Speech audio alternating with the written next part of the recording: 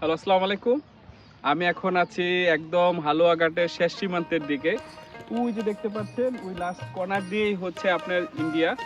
তো আমি একটা পারিবারিক অনুষ্ঠানে আসার উপলক্ষে এই জায়গায় আসলাম এবং এসে খুব মনোমুগ্ধ হলাম।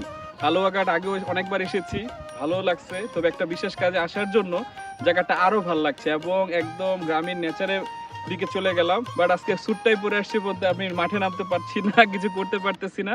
তবে কিছুক্ষণ পরে খাওয়া দাওয়া শেষ করে ইনশাল্লাহ আরো ঘুরবো এবং আপনাদেরকে বর্ডারের চারপাশ এবং এর আনাকোনা দেখাবো। এবং অত্যাধিক সুন্দর একটা জায়গা, শীতের সময় একটু এমনি ধুলি থাকে আর ধুলাবালি তো আমাদের জীবন রে ভাই, বুঝছেন? এই মাটি দিয়ে দেহ মাটি শেষ হয়ে যাবে। সো খুব ভালো লাগছে, খুব সিমসাম। আজকে রৌদ্রটাও সেই উঠছে, শীত নাই বললেই চল। পরে এই গটর এগুলো ভাঙে গেছে। জোরে কোনছে না আমার কোয়া লাগবে না আপনার হ্যাঁ এই যে ফরিদ স্যার আছেন, তার বাসার এই পত্রিক ভিটা এই যেগুলা। হ্যাঁ এদিকে আসুন।